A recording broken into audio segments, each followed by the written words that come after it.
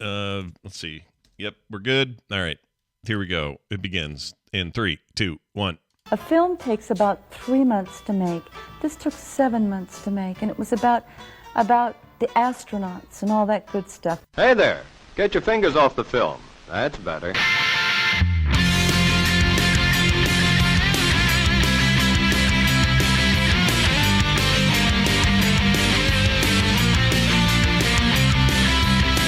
This isn't a country, it's an ice cube. This is the Morning Stream.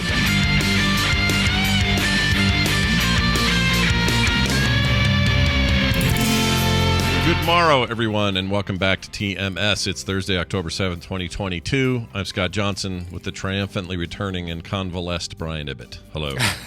Hello. I feel like you're welcoming me back to TMS as well. Welcome back. I know, right? Like a few days down, but you're feeling better, right? I'm feeling much better. I am, as I said in the chat room earlier, I'm probably at about 81%. It's pretty good. That's my baseline. Yeah. 81 is my 100. I can't get past it. Well, if 80, it's I feel like we're Nigel Tufnell right here.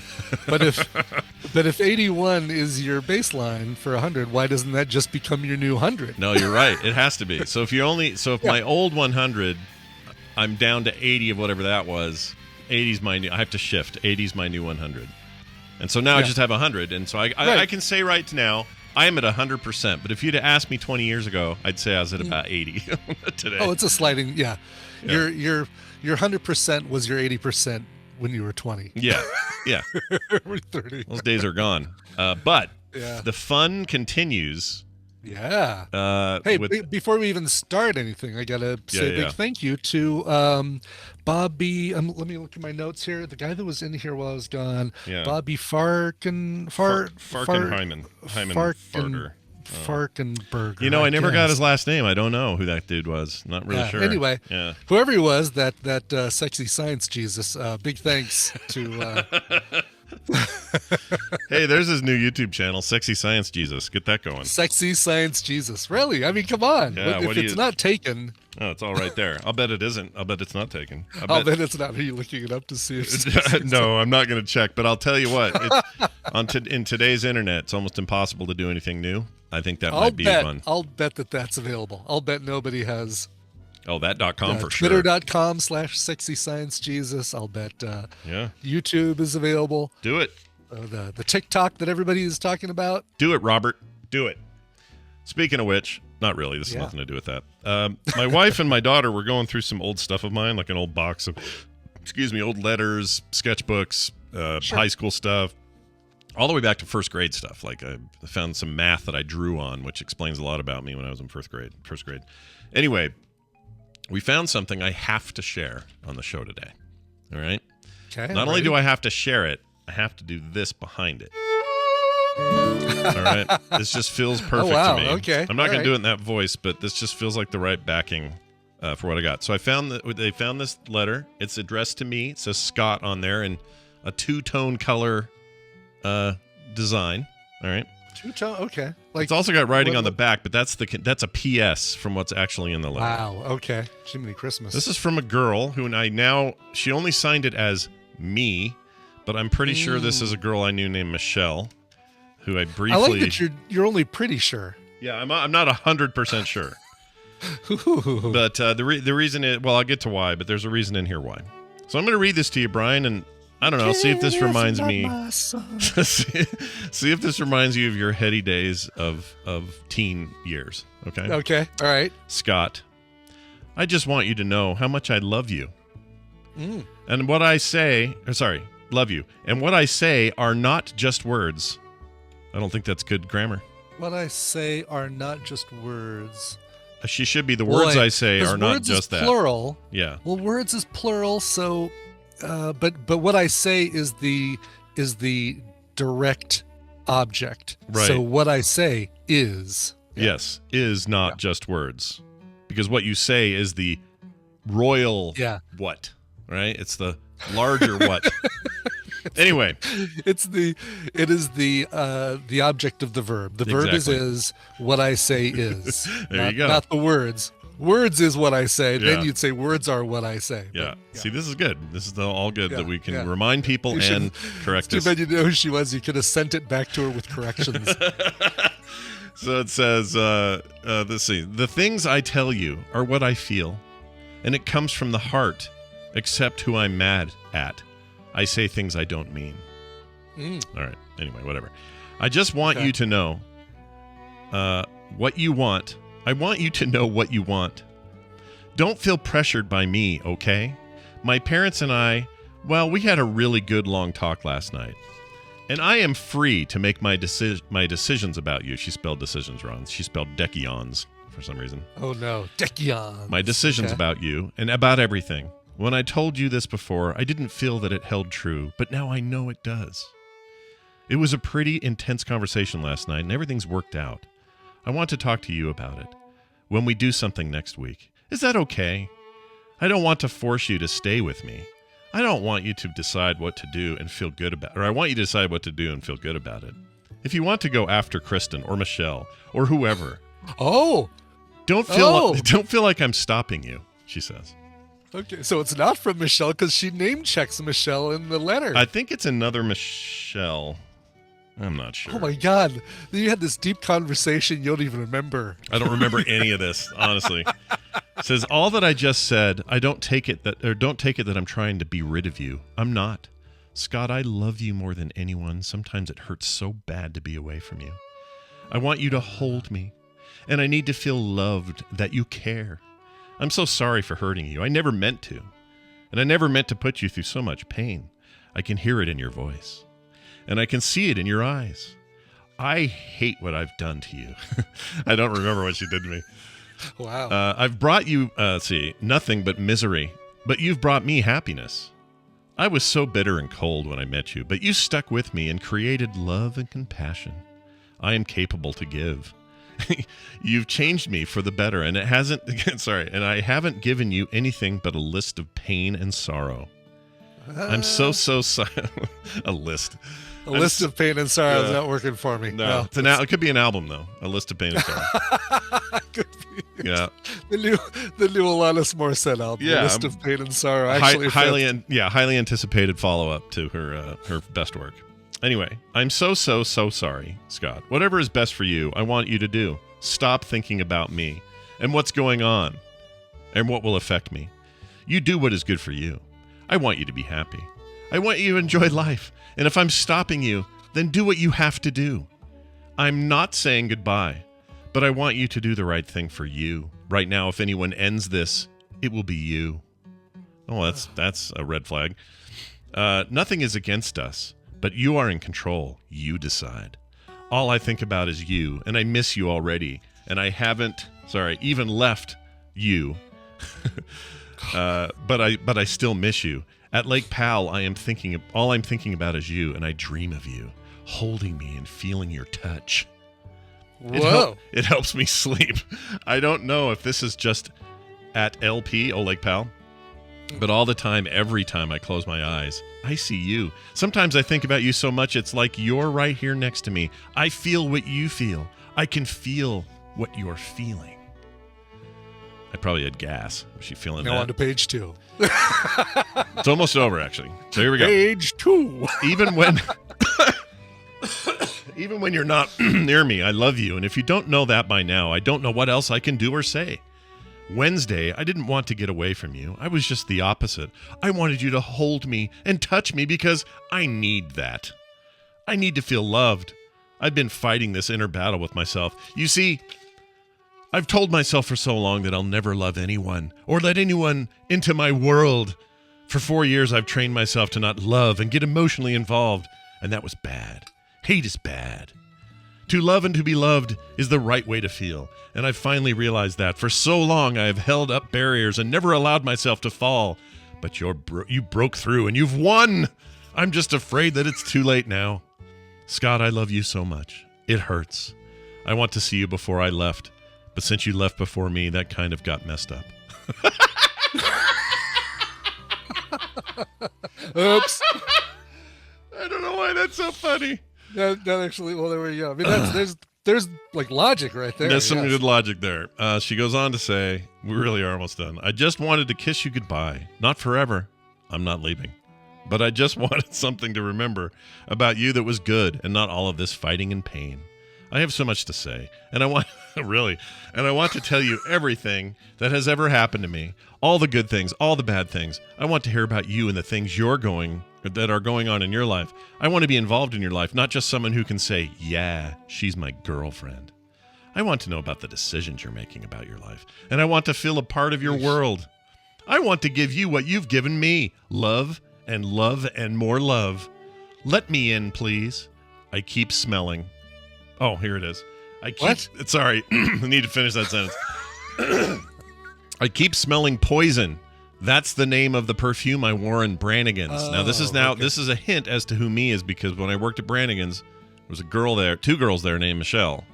This is one of the Michelles. Okay, could you maybe figure out from which one you held at Lake Powell for a whole night? I didn't go to Lake Powell at all. She was there writing this letter. That's where this came from. Oh, gotcha. Okay. Yeah. Right. And I don't remember who I was with.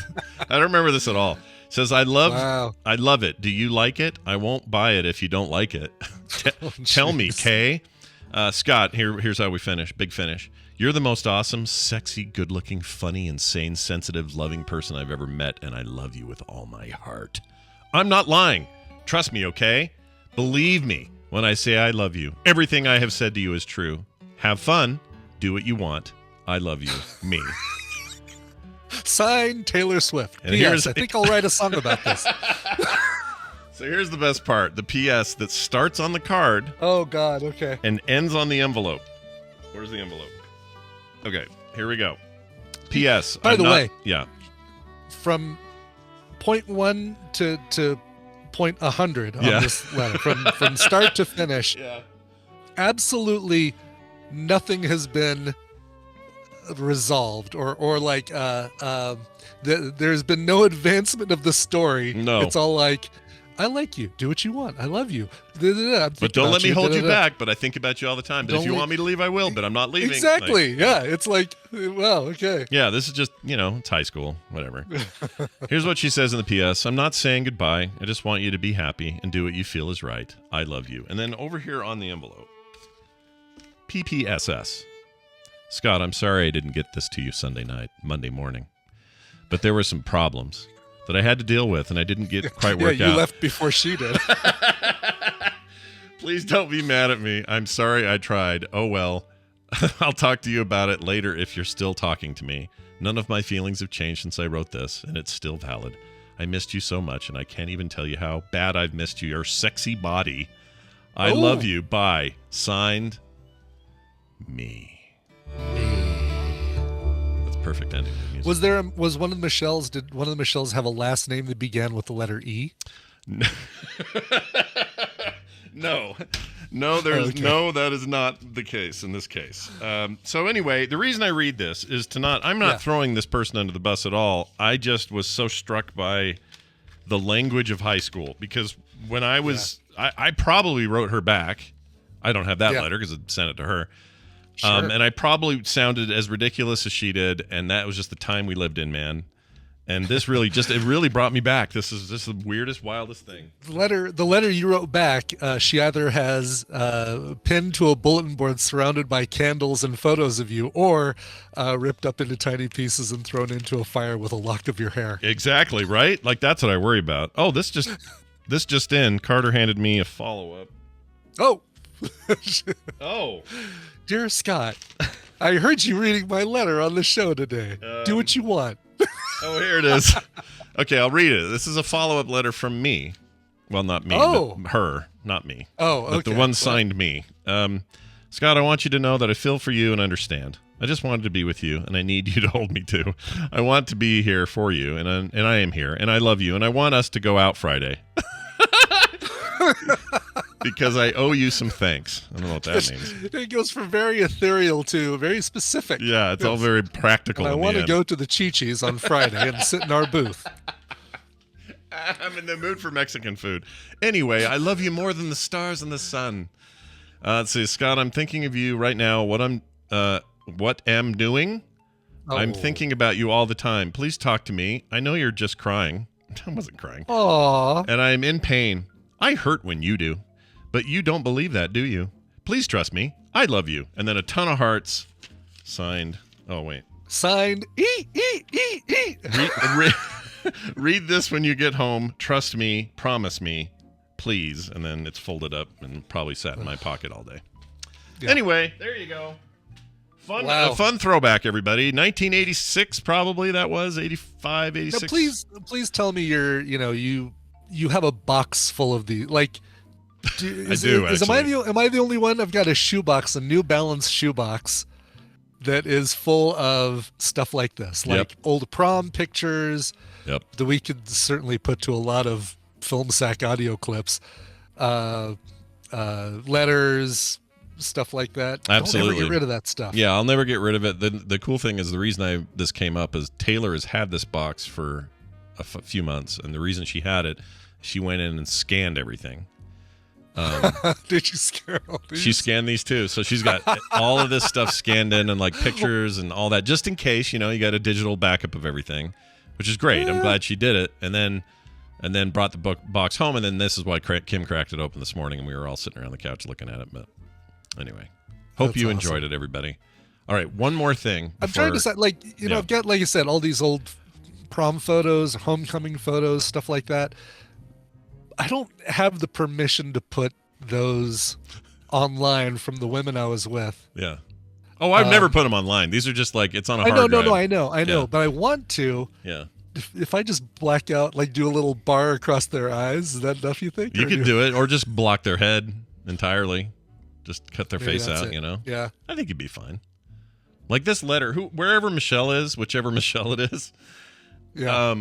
I would love to, she'd be embarrassed. She'd be mortified that this even exists. Like, that this is a thing. Yeah. Because we were kids. I'm mortified about 90% of what's in that box. I'm reading some of the stuff I wrote. Yeah, that's the thing. It's like... I'm reading this, sketchbook. I said the stupidest stuff, Brian. It's so dumb. Oh, dude. You and me both. Stuff that I thought was... poignant and romantic and just well written and punctuated properly. Yeah. Back in those days, I'm looking at it now. It's like such cringe material. So yeah, we all had our moment, and it was what it was.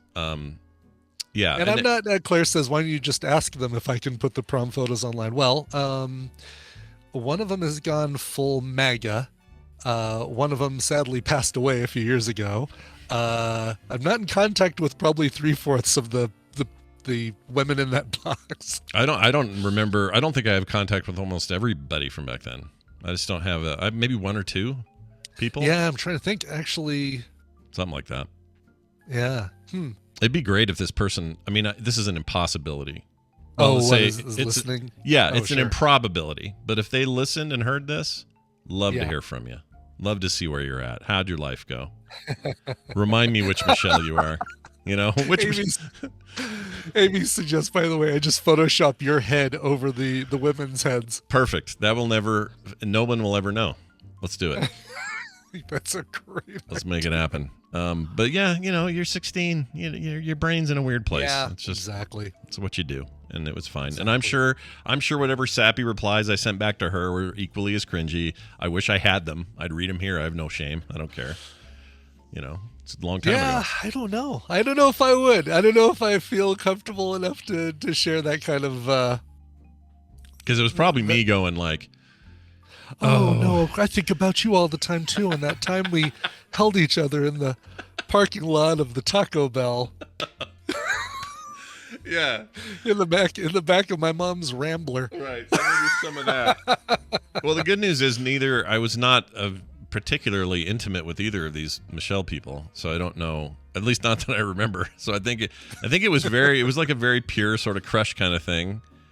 And I think I missed the signals. I think she was ready to rock. It sounds like. Card, are you listening? That could have been your mommy. Yeah, it could have been. Instead, I stayed a virgin till I got married like some kind of weirdo. Anyway, so there you go. There's a little look into Scott's eerie past. Let's look to the future. Yeah. And, I hear books are the future. That's what I've heard. I hear books read them are well future. And let them lead the way. Yeah, I heard. Let them Wendi read the Houston way. say at one point. Yeah, let them read the way. Yeah. You gotta rhyme that business. All right, let's get her in here. This is Amy's time to shine, and of course, we got to play her little theme here. Where is it? Yes, it's time for Read This with Amy Robinson. It's nice to have you here, Amy. How are you? Hi, I'm cracking up. Thank you so much for that morning laugh. That was lovely. Did you ever send any letters like that to boys you pined for in your high school era at all? So, yeah, I think I did once when I was pretty young, but my dating life in high school was not great, and so I only did that once, and it didn't turn out well. Didn't go well. Yeah. So I did a lot of writing letters that I never sent. Unrequited love. Oh, geez. Yeah, there was a lot of that, and yes, it's very cringy. I think that's the reason why I have a fear of journaling now, because I can't stand reading my own writing about myself later on. I'm like, ew, this is bad. Yeah, if there was that needs to be a social media. So we've got, be real. You can only do one social media post per day, and we tell you when you have to do it, and it's a photo.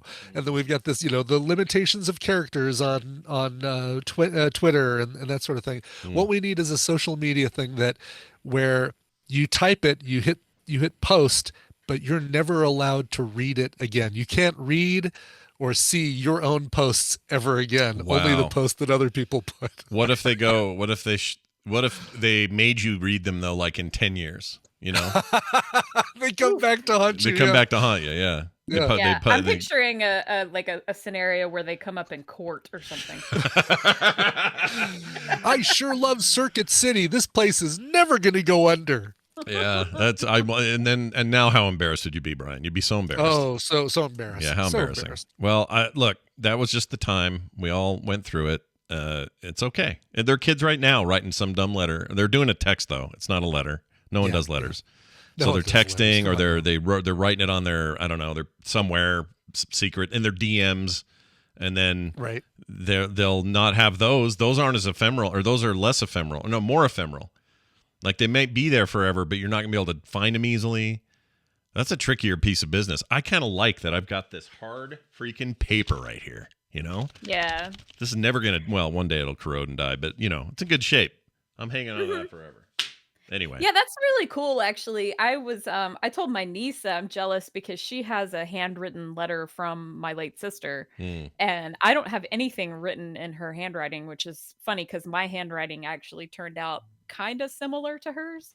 Oh, interesting. But not exactly right, but which is, I don't know, there's that says something, I'm sure, but it was just kind of interesting. But I don't have anything of hers that she wrote. Like, we were well into email and texting and stuff by that time, and so it was like I don't have anything in her handwriting. We're the transition generation. That's what goes on. Go ahead, Brian. No kidding. Sorry, I didn't mean to bring the party down there. That was no, but I mean that's you bring up an interesting point that that we'll have a lot of this stuff, like the handwritten letters and the notes and stuff like that the current generation that does everything via text and online and that sort of thing, they're not going to have a shoebox full of this stuff. They'll have a folder on their desktop with ex-boyfriend photos and screenshots of text messages. And stuff if they're lucky enough to have been smart about retaining it, right? Because a lot of that's like on your parents' hard drive. Oh, they've got a virus. Crap, we wiped that drive, or it died, or the Seagate MySpace crashed. Isn't around anymore, right. or Friendster, or whatever. It's just a different animal. So my kids don't even care about getting like their yearbooks and stuff. I had an old friend of mine from middle school who came over and visited with me, and we reminisced and we went through old yearbooks and stuff. And I'm like, my kids don't have that because they're like, I don't want it. And they don't do the thing where they go around and sign each other's yearbooks and stuff. Oh, that was so much fun. I loved that. God, wasted days on that. Like the last few days of school just wasted. Like, I'm not learning anything. I'm going around getting autographs and people telling me, wow, sure was awesome sitting directly in front of you in biology. Yeah, have a great summer. See you next year. Stay cool. Stay cool. Oh my God, so much stay cool. Yeah. And also, my favorite was, wow, I really didn't get a chance to get to know you well, Brian, but maybe over the summer. Sign Melissa. Yeah. Sign Michelle. Michelle. Michelle too. Michelle too. I know. So there's this funny because we were looking through my yearbook as well, and there's my junior year. and my picture's terrible, but my junior year, somebody, and now I think it might be the same writing. So I think Michelle did this, but over my head is a thing that says, it's supposed to say angel face, and then circles me, but it says angle face instead. And I put this up on TikTok or something so people can see it. Oh, good. I was going to say that needs to be shared. Yeah. Wherever it is, that needs to be shared. It's pretty stupid, but that may have, now this is the whole mystery's coming together today. I think Michelle was responsible for that because she doesn't know how to. She doesn't spell very well in any of this. The cojones to deface your own picture in your copy of your yearbook that that she knows is going to be like a permanent record of your. Something you'll look back on in 10, 15, 20 years, 50 years, whatever. Sure. Oh, I remember those days at James Woods High School. Yep. The James Woods High School. Oh, man. I have one of those but I did it to my own yearbook. I put, there was one year where I had a huge crush on this kid named Brent. And I drew in blue highlighter. I drew a little heart around his picture. And then around his is fine. Yes. Yeah. But then the next year I hated Brent because he spurned my advances. That was coincidentally, that was the one kid I wrote a love letter to. Brent. What happened to Brent? Yeah, you know where Brent is now? Is he out there? Is he Yeah, Brent's 3D printing fertility idols for me. That's I've seen him. He's he's done well for himself. I'm not gonna lie. Oh, well done, Brent. Yeah, good job there, buddy. Yeah. In fact, when we were in high school, we were all kind of wondering if Brent was gay because we never saw him with a girl, but he was surprisingly good looking.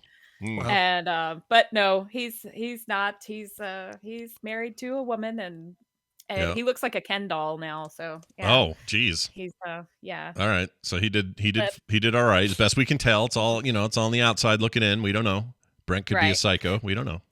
But yeah, but the next year you could see where I went back with pen and scribbled out my little blue highlighter heart around Brent's picture. Wow. Was it cathartic? Did you walk away feeling a little better about things when you did that? I was just like, man, I wish I hadn't drawn that on my yearbook so that when I'm 45 and look at this, I won't have to see it. No, but you know what? I like it because it's funny. I was going to say, it reminds you of a time.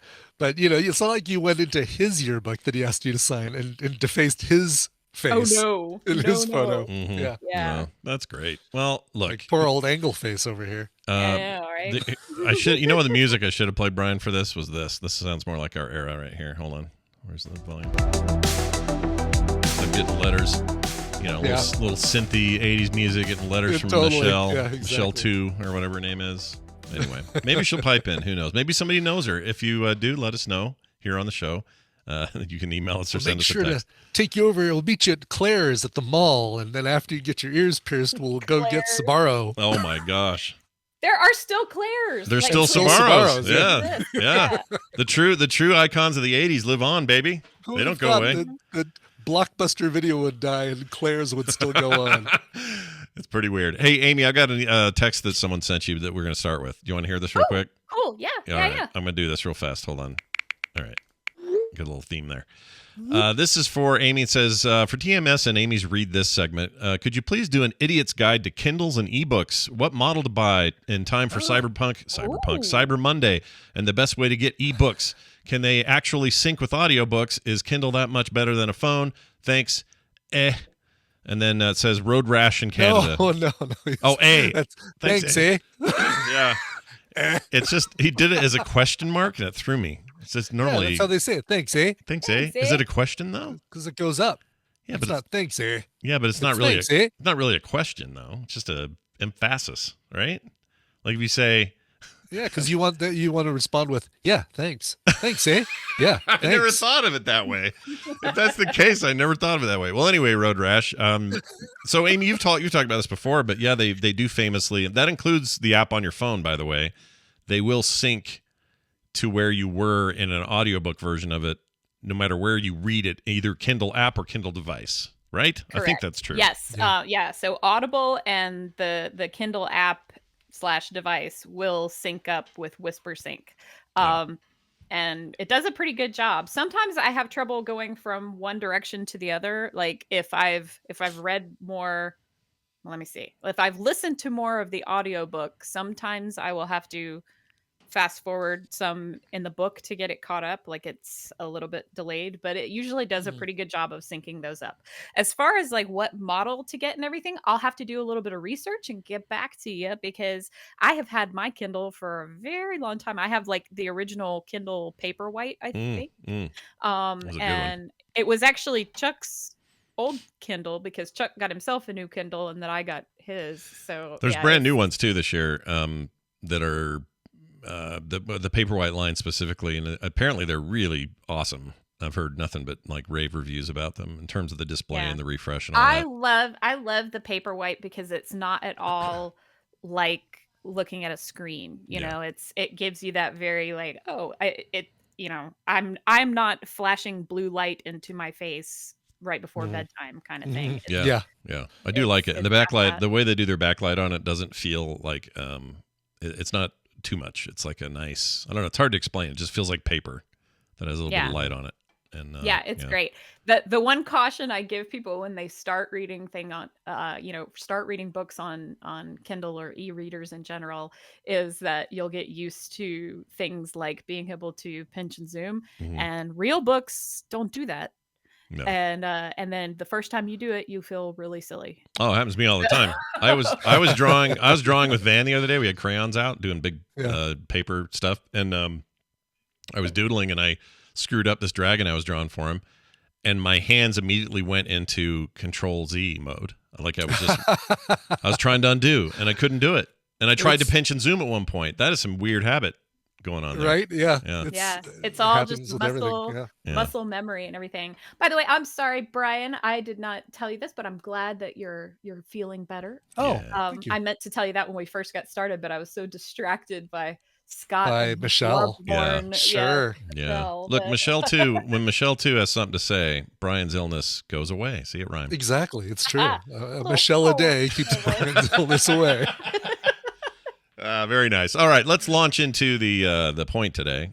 By the way, so Road Ration Canada, we're going to do a little looking, because I know there's new ones, and I don't think we can give you a good answer until we kind of dig around. So we'll let you know. But I will definitely do that. I have written it down here. So nice. Cool. Next week we'll do a follow up. That'll put your recommendation on quicktms.li too, so everyone can find it there. Oh yeah, that's great. Once you've got it. Yeah. Let us know. We'll talk about it next week when you come on and just do a follow up. That'll be good. All right. Let's see what we're doing this week. We got a clip here. Do you want me to play it? You got anything to say about it? Let's go ahead and just start with the clip, and then we'll go from there. All right, here you go. No more dolly mopping, Sybil, Mick said. One of his pronouncements.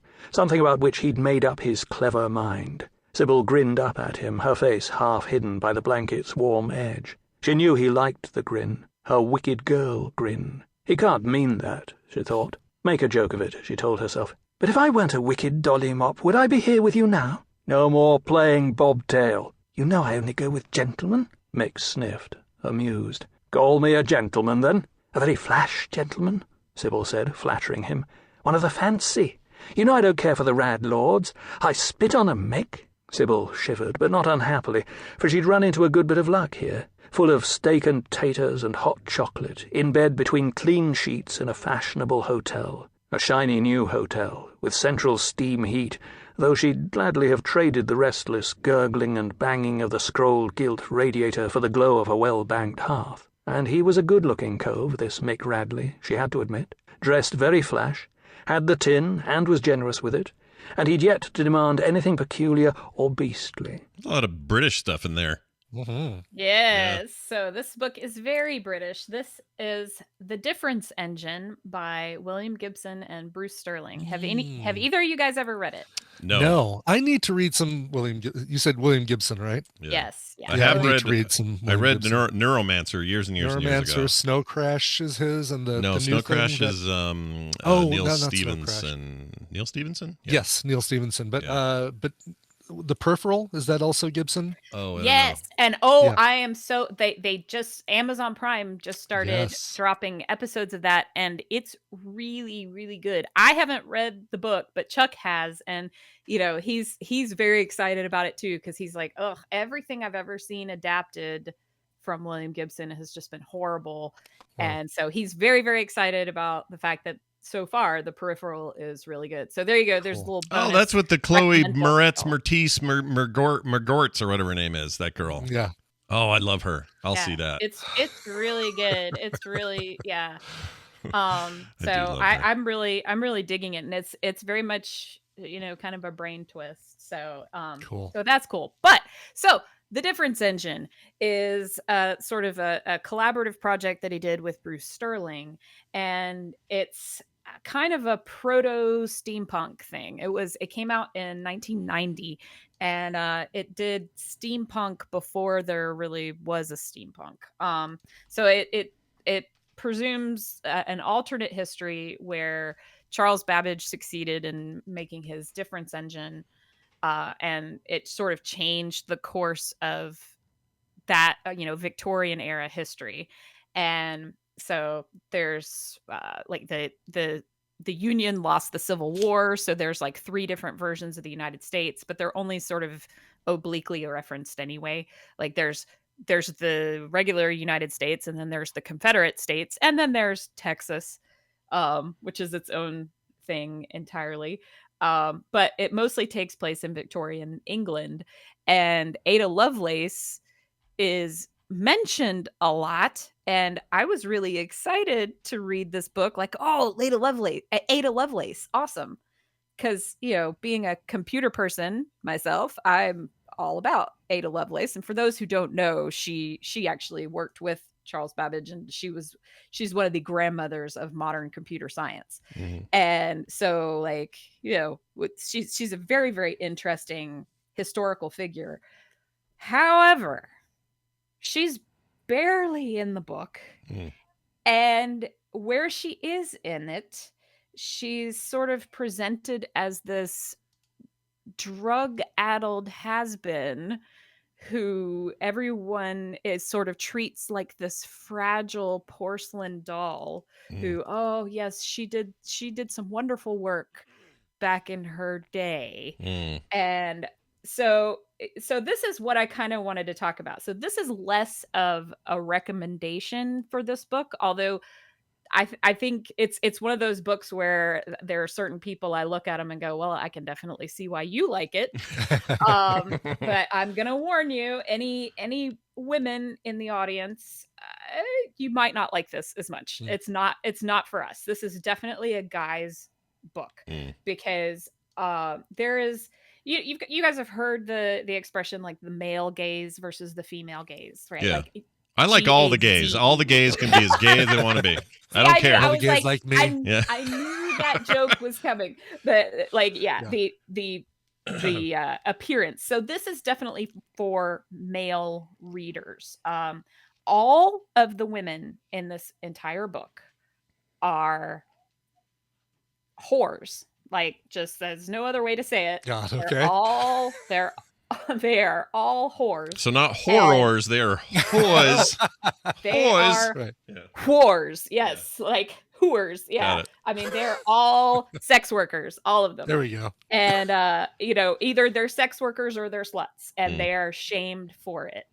And there are just the most explicit sex scenes, and they're not.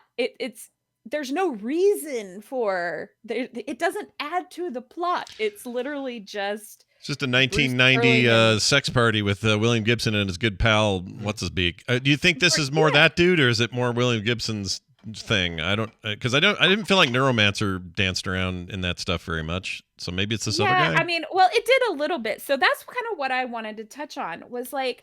Because when Chuck actually recommended that I read this book, I think because he didn't remember that much about it, and I had mentioned Ada Lovelace, and he was like, "Oh, you should read The Difference Engine." And then I start reading it, and I'm going, "This is really dirty. Like, what? What did you give me to read?" And he's like, "I don't remember that at all." And whereas I am like, "Jesus, this book is just completely misogynistic," and the men stand around less having it's less dialogue and more just pontification, and a lot of them explicitly talk about how women don't really have any purpose other than with a man. Yeah. And and like And literally, like, the main character goes on this drunken bender where he picks up a sex worker and has sex with her like 3 times, and I mean, and in explicit detail. And one of the funny things I thought was hilarious was they mention that she arrives once, and it's in service to complementing his size. Arrives. Got it. Yes. Got arrives. it. No, I Yes. like the nebulous term. That's Yeah. good. Yeah. And I'm like, okay, first of all, Romance no novel dude. slang. Yeah. Yeah. No dude on a drunken bender is having sex 4 times in one night, first of all. Secondly, tell me you've never seen or even heard of a clitoris without telling me. Like, I mean, for real. Wow. So yeah, I just thought it was interesting because when Chuck and I talked about it, he was like, I don't remember any of this. It didn't faze him at all. Whereas I am sitting there like, oh, good Lord. Like, every woman in this book is a sex object. Yeah. Or like I say, is a porcelain doll that, because they reference, like I say, they reference Lady Ada a lot. And at one point, the hooker that he's with talks about how she knows all about Lady Ada and how she sleeps with the entire House of Lords. And the main character sits there and thinks, oh, it's awful to think of our Lady Ada, runting, but best not to think about it. Like, oh no, she cannot be a sexual being, right? But because sexual beings are objects for me to throw away, right? I mean, so I don't know. It was just, I thought it was really interesting in that, number one, I kept expecting some sort of a takedown of this because like I say, it's set in Victorian England, right? And these were attitudes that weren't uncommon then, right? Sure. Women didn't have much purchase then. So I kept expecting some kind of a takedown or a this is what's wrong with all of these characters kind of thing. But nope, it's unironically there. The women are props at best in this book. Interesting. Despite literally being about bringing in the modern age of computing 100 years early and imagining what the world would have looked like had that happened. It's also kind of a MacGuffin story, and the MacGuffin is a box full of punch cards for a computer, which is kind of hilarious to me. And we never find out what the punch cards do, or if we do, it's like really later on, and it doesn't really move the story forward at all. It's weird. I was looking at the cover. This is Marcellus Wallace's punch cards. Do they glow when you open the box? Yeah, they are. They are Marcellus Wallace's punch cards. That's exactly it. I was looking at the cover of the book, the original cover, and it's for a hot second I thought, oh, did H.I. Giger do this? H.R. Giger does very similar artwork. No, it's some other guy. I think he kind of ripped off Giger or Giger. I still can't remember to say Giger. But anyway, oh yeah, it's kind of a. It's not the Geiger, one you're looking at, the one with the eyeball. No, it's a bunch of Here, I'll send you an image. Because I'm looking at the different versions, the hardcover versus the Kindle. Oh yeah, look at that! Wow. Yeah. That's so different from kind of neat, the artwork they did, because they've got these Victorian columns and then surrounded by all this, hard robotics. Metal machinery. And but it's sexualized hard metal machinery. It's the it is the Giger style of which I always, I don't know, I have a love for that style, even when it's just someone being inspired by it. But I am a little bummed. I mean, it's easy to go, well, it was 1990, and they're also looking at some dystopic. But it's easy to explain it away. Basic Instinct. Yeah. Right. Yeah. I feel like you can do that, but that only goes so far for me. I'd rather the authors have some.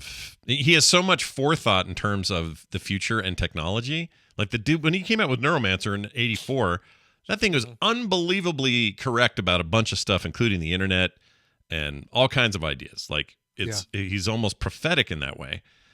Well, if he's got that kind of futurism in his head about the state of technology, it would be nice if he had some of that about the state of men and women and gender roles and women in general. It'd be nice if he exhibited some of that. at the same time. But you know, what are you going to do? I get it. Yeah. So, but it was just interesting to me because I went on Goodreads and looked at some of the reviews, and invariably, all the women who reviewed the book gave it like 1 or 2 stars, and the dudes, you know, were more favorable. Although some of them were, you know, in the 3-star range or whatnot. But there were some guys that just raved about it. You know, apparently William Gibson gave an interview about this book and said that he and Bruce Sterling had been researching Victorian era porn, and they just thought they'd try their hand at it for those, you know, those scenes in the middle that serve no purpose for the plot whatsoever. They don't move the story forward at all. It's just 20-30 pages of this guy getting his rocks off with a hooker. I mean, really, that's a lot. It has no purpose at all. It seems like a lot to me that they would put that much in there, but so I just thought it was interesting that, like, to think of it in terms of what we see, you know, as human beings, right? Like, and what women will see. And of course, I don't mean to be exclusive at all as far as, you know, gender and whatnot. You know, our trans and non-binary friends, feel free, chime in, correct me on any of these things that I'm saying. But, you know, it's funny to me how women will read these things and feel like, oh, okay, well, I guess this isn't for me. Yeah. And whereas men read them and they, you know, that just kind of washes over them like, yep, okay, dude's having a good time. Now get, you know, like we're continuing with the story, and then it doesn't even faze them. Yeah. So I just find that really interesting because it was clearly written for a male audience as opposed to a female audience. Sure. Yeah. So yeah, I just found that interesting that guys can read stuff like that. And I think maybe that speaks to a lot of why some guys feel like, and there's been a lot of our, you know, sort of nerd culture is gatekept by guys, because if this is the kind of stuff that they're reading, and clearly like women are not going to enjoy this, right? And so woman shows up and says, oh, I like science fiction. If this is the stuff that they're reading, I can see why the guy is going, oh, unless, you know, unless you like reading like the denigration of women, I don't believe you. You know, because like this isn't written for women, right? It's not written for a woman's gaze. So I don't know. I just thought there was some interesting jumping off points from that for me, you know, because you can kind of see, like, a lot of times, you know, I mean, we all see it, right? Like, I know, Scott, you've dealt with that a lot on Twitter and whatnot, like idiots coming back and saying horrible misogynistic things, and you're like, you're a dumbass. And you go, why do you think this way? Why do you think the way that you think? You know, why is your attitude that, oh, well, women don't like comic books, women don't like science fiction, right? Women don't like these things. I'll never actually understand why people do that. Like it confuses the hell out of me. I just know I want them far away from me. Yeah. Oh, for sure. Yeah. You know? Like, oh, thank you for telling on yourself, blocked, and move go on. away. Yeah. Right. Exactly. Yeah. But thanks for identifying yourself. Yeah. Right. But I found this book interesting in that, I mean, this book won a Nebula Award, right? Like, so it's interesting to me that this can be like considered just mainstream science fiction, when, you know, clearly it's kind of male fantasy porn, at least for the middle chunk of the book. And it's not a short book. Yeah. And so if this is what those dudes are reading and consuming, and, you know, it goes into comic books as well, right? Like there was the whole Spider-Woman. Oh thing, yeah, the cover. You know? Yeah. Oh right. yeah. That was a big stink. And you know, you're edgy, you know, right. like, and you know, there was that whole series where it was like, oh, if men were posed on comic books the way that women are, you know, and it was like this silly, like Captain America with his coquettish pose, you know, that kind of thing. And it points out like how ridiculous these things look. And so I think if that's what those guys are consuming, then I can see why they are skeptical that women would enjoy that type of fiction. Mm-hmm. Right? Does that make sense? Am I just babbling? No. I think it makes perfect sense. I think it might be a great topic with Wendi one day, but why they as authors felt strongly about that is a question only they can answer. But how we react to it is also an interesting question, and I don't know. I think I think this is all worth bringing up. It may be just like an excellent science fiction novel with some like very unfortunate middle bits that they could blame on the time, or they could blame, or say that, well, we really experienced the way they described that we wanted to explore Victorian era mores or whatever. Sounds excusey to me. At the very least, because I understand, like, the context matters the most. Like, if you're going to write a bunch of stuff and it ends and it lands like that, if you're going to make a movie like Unforgiven and you're going to have sex workers that work at the saloon, as is the stereotype of the Old West, fine, but then build some context around it. Also look at the effect of it, dig deeper, and that's what that movie does really well. It doesn't just say, "Oh, here's a surface level. These are hookers." That they don't do that. They go deep, and these are women with lives and their own personalities and their own struggles and their own reasons for being there, or not wanting to be there but having to be there, like all of that. And the men around them are a mix of terrible to honorable, and like you can explore those things in a way that is contextually good, right? It leads to understanding and whatever when you're telling your story.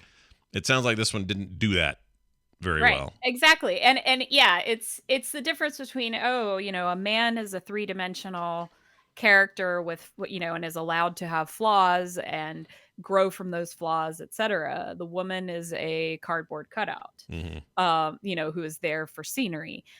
We started watching Westworld. It's interesting you brought up I realize I'm late to that party, but I'm excited that I'm late to that party because now I have tons of it to watch. Yeah, it's really good in binge form, by the way. That's the best way to watch it, is binge. So you're good. Cool. Yeah, but like, and that occurred to me too, because we were watching it last night and I was thinking about, they're in this cat house, right? But usually in the Wild West, you have like the proprietors of a house of ill fame, as it were. They're usually very empowered women. These are, they call it the oldest profession for a reason, right? Like these women are, yep, this is just what I do. And, oh, honey, you're just a means to an end to me. Like, hey, there's always a cost. What is it? She tells the guy, there's always a cost. It's just that our costs are posted on the door. Yeah. But it's kind of like in Firefly, right? Like you got your companions, and then there's the episode where she actually goes to the cat house, and they're all about taking care of the women that are in their charge, and they mean business. They are not, as these authors would term them, Dollymops, which, by the way, is a hilarious term. I had never heard that. Yeah. I've never heard that before in my life. But yeah, apparently that's what they called, like, women of the night in Victorian England. They were called Dollymops. Dollymops. I kind of like it. We got to get back to that one. I like it. That one's fun. But maybe not for them. Anyway, well, fantastic. Read it at your own risk, basically, is what we're saying. Or, know these things going into it. And then... the book was The Difference Engine. There you go. William Gibson and Bruce Sterling. There you go. Yes. Very British-sounding people, except William Gibson's from South Carolina. All right. Very nice. Yeah. Anything else you'd like to share with us before we move on today? Well, thanks so much for having me. It was always. It's a pleasure. And if you're looking for Amy in other places, she's read Fraggle 3 everywhere. All places. All right. So I don't care where you're going, whatever social network it is, whatever.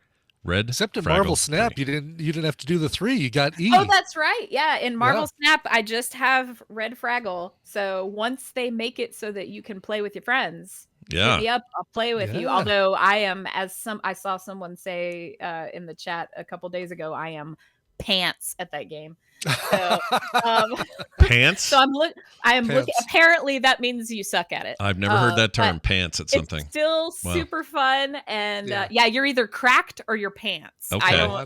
That's the apparent. Then I think I'm closer to pants too. The slang that people are because like my son said something about like, oh yeah, I have a friend who's absolutely cracked at that game, and that means you're good at it. That does sound British. Chat says it sounds British. It does to me too. I'm absolutely pants at that game. Like that, I could hear that. Although I don't know, trousers maybe. I don't know. So anyway, Brian, I'm looking forward. If you're feeling better, I'm totally up for whenever you are. If you want to do a stream where you can like give me a tutorial, and maybe I won't be so pants. Do it. Maybe you'll be less pants and more cracked by the time you're done. Right. Yeah. Exactly. Sounds good. Well, I'm going to be doing a dry run today.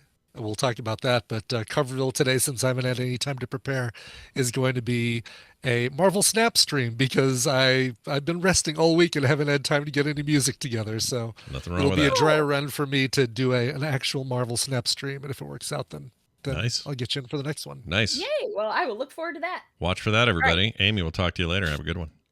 All right. Well, Brian, we've come to the part of the show where we have to take a break, and when we come back, my sister Wendi will be here. We're going to figure out why I dream the way I dream. But my gosh, will there actually be answers to this question? I don't know, but she's down for it, and gotten other people who've written in here and there saying, "Oh, same thing. I sleep terrible, mostly because I dream weird."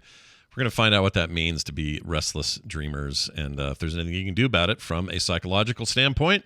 Before that, though, a song you've selected from your vast list of songs. Yes, finally getting back to an indie in the middle here, and an artist who goes by the name Losh, I think. It's Loshh. And this is a brand new EP. He's a very enigmatic performer based in London. And this is his sophomore 6-track EP, which is called Akole, Akole. And each of the songs is a letter from Akole. I don't know actually what happens to the sixth letter because I only got the single. This is the second song on there, which if you're doing the math is the letter K.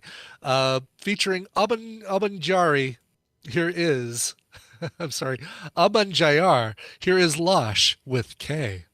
That balloon is history. Now I can't get it back. I can't fix it no matter how much I might want to. You see, some things we can't change. And the reason I'm telling you this is because your parents have decided to break up. And there's no way to change that. Billie Eilish always looks like you just told her that you have a podcast.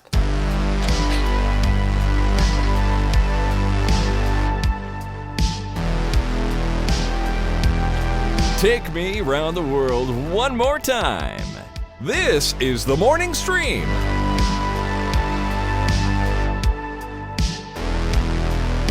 All right, we're back, everybody. Remind me who that was one more time. Sure, and better write this down, folks. This is the band Losh, Loshh, from London. Sophomore 6-track EP called Akole, and that was song number 2, K. By the way, song number 6 is called God Interlude. Ooh, scary. But it's cool, like dreamy kind of dreamy rock stuff. Not dream pop, but kind of dreamy, ethereal rock stuff. So. You heard that Aurora girl from the Netherlands or wherever she's from? I can't remember where she's from. Not yet, no. Oh, there's a real earwormy hit she has right now called Cure for Me, I think it's called. Interesting. Oh, no, I'm totally going to listen. I'm totally hooked on Soccer Mommy right now. And of course, I don't know who that is. Luz and the Yakuza, who I'll stop talking about because I'm just so in love with that song. That song was awesome that we played. I loved that. Yeah. I can't wait for more. That's all they have up on the give it a second, services. give it a third, fourth, fifth listen, and it's weird how it just gets its hooks in you and doesn't let go. Yep. It stays like a disease, except not. All right. Let's get Wendi all up in it. She also gets her hooks in us. She does. She's been very patient. We'll see if we can't nab her and get this going. If I can find her little clip here. Here it is. Everyone knows it's Wendi. Hey, look who it is. It is my sister Wendi, a professional in the therapy world, and comes here and slugs it around with us on Thursdays. Helps people with real problems. Slugs it around. Slugs it around. Slugs, yeah. That's a term. Slugs it around. Sure. I thought about you a bit today because we were going through all this old stuff, old high school stuff, and photos and letters, and this. I read this letter this girl sent me on the show.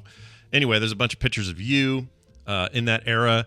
And boy, did you have the hair to match the time. Holy cow. Really? Amazing. Yep. Awesome. I will never share those without your permission, but boy, howdy. I appreciate that. Sure.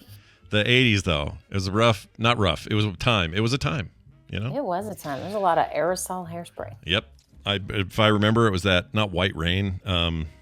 The stuff you and Misha used, you could Aqua-net. Aqua-net, yeah, like cans and cans of Aqua-net. Yeah. I remember when the ozone was real thin. It was all because of that. Yeah, right. It was, right? Because didn't they cut that? That ended up going away, and that went away. Like the ozone layer healed itself because of the hair. Because of the stupid hairspray.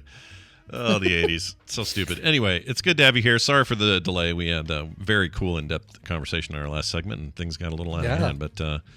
it's good to have you here. We're going to dive right in. So I actually asked Wendi about this one. I had the weirdest, especially lately, I want to say the last couple of months, almost every night without fail. My nights are usually really dreamy, and I don't mean in a good way, like just tons of dreams. Not necessarily bad dreams, just weird stuff that make no sense. Like, Brian, what was the one where the recent one with you in it? I forgot what we even did. Something happened with you in it. What was the most recent deal? one? I can't remember now.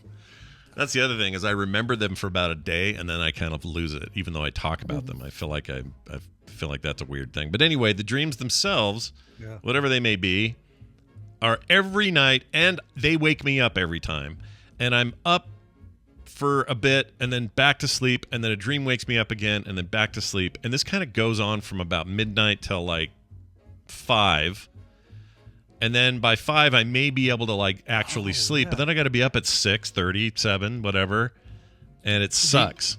Red Links just reminded me, by the way, you were watching Skeletor eat my toes. That's what it was. Skeletor from He-Man. Oh my gosh! I know. Biting off my toes one by one. He was eating. And I was very nonchalant about the whole thing. Brian didn't care. He was so chill in that dream. But okay, yeah, that is the one. And I've had much stranger dreams. I don't know why these are happening, except I'm going to admit to a couple of things here early, and I want to say that I've gotten a bunch of feedback from listeners who are similar problem. Okay. Here's what I think's going on, and then let's talk about it. When I get into bed, it's usually like me going, well, there's still some things I could do from here. You know, I can pull up my iPad and draw, or I could watch the end of a movie I got to recommend next week on the show, or I need to watch Seinfeld with Kim for a little while, or whatever it is. But it usually involves, a device with some blue light. Lately, it's been my SteamDeck. I sat in bed last night and played this stupid game called Brotato. It's a long story. But I played this game. So good choices. It's a very fun game. This is where I think that the main answer is going to come from. Is the thing you do right when you're lying in bed. So that I think you're not wrong, Brian. I think you're 100% right, and Wendy's probably going to confirm. But I'm just hoping there's like some tips and tricks here, because I don't know why the temptation is so great for me to like hunker down and go, all right, now time for some of this. And then why can't I just go, nope, as soon as I slide in here, head to pillow, I'm out. Let's go. Why don't I do that? I don't know. But I do think it contributes to all this weird dreaming. And yes, it's fun to talk about those dreams on the show, but I'd like more sleep, people, I don't want bad sleep. Bad sleep leads to other bad things. Well, answer number one, and Wendi you'll definitely be the authority on this, but keep the SteamDeck out of the bedroom. I shouldn't have its dock and charger right there, is what you're saying? No, you really should not. Yeah. Okay, interesting. So, Wendi, there's your backdrop. What do you think? Because I don't think I'm alone. Here. I think this is a lot of people right now, and a lot of people sitting around watching TikTok at night, or they're up checking their Facebook feed, whatever. It's like blue lights all over. I wonder why I keep having these dreams that I'm on a cruise ship, and there's a cruise director with big teeth who keeps smiling at me, and I start the dream hating somebody, but by the end of the dream, I'm fully in love with them. Brian's watching old Love Boat episodes, as you I was going to say, this plot's familiar. Yeah, okay. Yeah.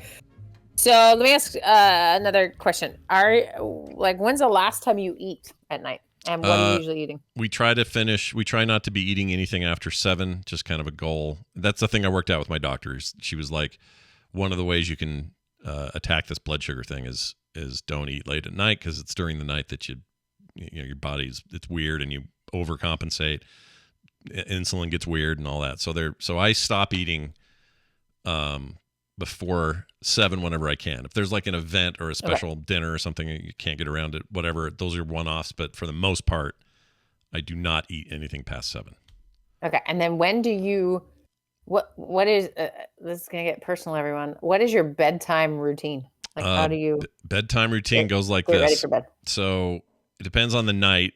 Like Tell me you brush your teeth. Just throw it in, even if you don't. Okay. Always and forever. Brush my teeth. Should be given. Yeah. I haven't had any cavities since high school. And in high school, I got all my dental problems I've had since high school were all Dr. Packer Hacker problems that came out of like bad silver fillings and junk like that. So I've been pretty good about that. Right. So anyway. He's a dead man. You're throwing him under a bus. Is he? I thought he's still alive. Did he die? I don't know. I think he's dead. I think he's alive. I think Packer's still with us. Okay, fine. Anyway. Packer the Hacker is somewhere listening. And if he is, he's like 97 or something. He's pretty old. Yeah, so maybe not alive. But anyway, keep going. Anyway, should have sued him while he was young. Anyway, the point is, so let's say, I'll just try to figure out an average night. Let's say Monday, Tuesday, Wednesdays are the most average for me. The rest of the week's a little wonky. But last night, for example, I come down here. I do a little pre-prep for the show at around 8. Not a lot, but just enough to kind of get stuff going. So by the morning I can finish it out. So I did a little bit of that. And then go upstairs, feed the dogs at around 8 or 8:30. That's when they eat. And then, let's see, that usually transitions into, I'm trying to just think of like a normal night. There aren't a lot of normal nights. But let's just say it's like, okay, well, around 9:30 or so, I'm like, yeah, time to start just, getting ready to chill or whatever. And so that involves, I get into some sweats or something, brush my teeth like, you're so concerned about. I do that. I check that gold tooth I got and make sure it's good. And it is. It's always good. Then dogs are put away at 9. They're 9 to 9:30. They're put away and sleep. And there's 3 of them. That's why these are prominent in our lives right now, because 3 dogs is a lot.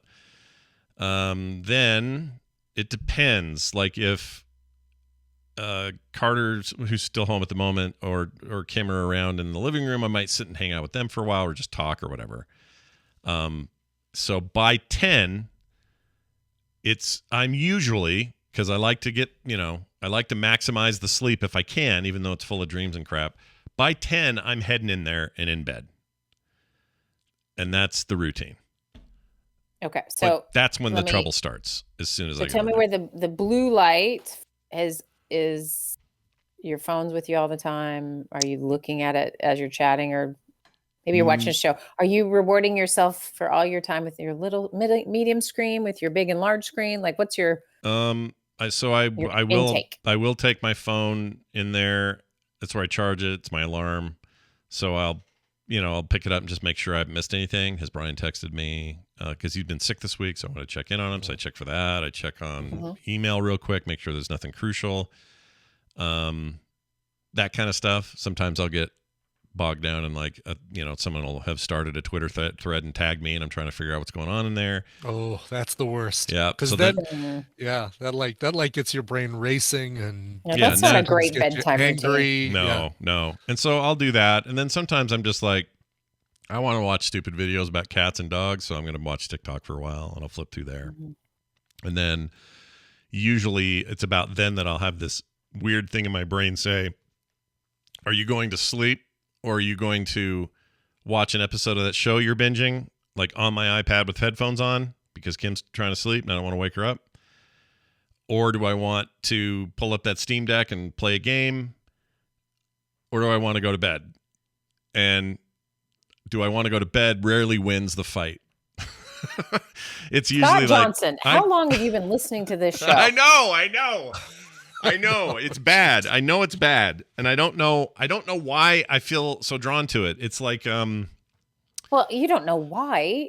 Of course you know why. You've also listened to this show. Yeah. Yeah, exactly. Is it it's all dopamine? It's just dopamine. I don't think my brain is like a freaking drug dealer then. It's just it is. Well, hold on. So a couple quick things. So you're telling me you go get in bed at 10 and then you're doing this till about midnight, usually midnight or so. Wow. So and then I roll over. I'm making it dramatic. But every day you spend 2 hours in your bed on a screen. I would say not every day, but you're not that hyperbolic either. I think it's probably close to that. Yeah. Okay. And if anyone's like, I'll do that too and feeling judged, I'm mad at you because you know better. Everyone else maybe doesn't know better. Yeah. No, just okay. So hold on. So let's just take this from a neural perspective, a neural network perspective. You have associated your bed with something other than the two most and only things that should be associated with your bed. Yeah. Sleep and crackers. Yep, sleep and crackers. And sexy time. Sexy. Oh, okay. Okay. Right. So hold on. So you have, like Pavlov, you have rung a bell and given yourself some steak. Yeah. And you've done it consistently. I mean, if you think about it, it's something you probably, because you're getting plenty of dopamine, you're not thinking of it as a job, but you have trained your brain. There's a lot of neural networks that have fired together and are currently wired together about what you do for sleep or before sleep. And I will say this is a relatively new thing for me, in that it started for maybe this is true for a lot of people, but right around the beginning of the pandemic is when this started for me. Totally. Yeah. 100%. Yeah. So. Yeah. So mine was buy giant bags of candy and sit down and watch Community with your kids. Yeah. Nice. Hey, there's far worse things that you could. Brian's like TMS #1 Community fan. He loves that show. I am, man. Love that show. Yeah. And so, but what you do, and this is sort of like zooming back. Yeah. We have this phrase we use all the time in my field of, when neurons fire together, they wire together. Mm-hmm. Right. And so when you think of it, I mean, really simplistically, right? Two strands of a string and you electrically fire between the two and fuse them. Right. And the more that's happening, the more neural networks are combining. Right. So when anything's hard to stop doing, it's because you are actually getting rid of some fused neurons. So the term is pruning, right? When you don't use something, we say use it or lose it, right? That's very real with the brain. If you don't keep doing a thing, you will lose the ability to do that thing because the brain's trying to get rid of just excess stuff it doesn't need. So it prunes the neural networks that are not being used. Mm-hmm. So you have a really strong neural network with this bed is for entertainment. It's for Twitter controversy. Like you have there is no sacred space in most people's lives that are not contaminated by at any moment being outraged or at any moment, some dopamine hit for whatever reason, right? Like that's who we are now, right? And so, so this is tricky, is carving out space and time where that doesn't exist. And the greatest gift anyone can give themselves is to carve that out around their sleep. Because it's pretty disruptive to sleep. So let's take like a boring night that like nothing that exciting. You just go to sleep.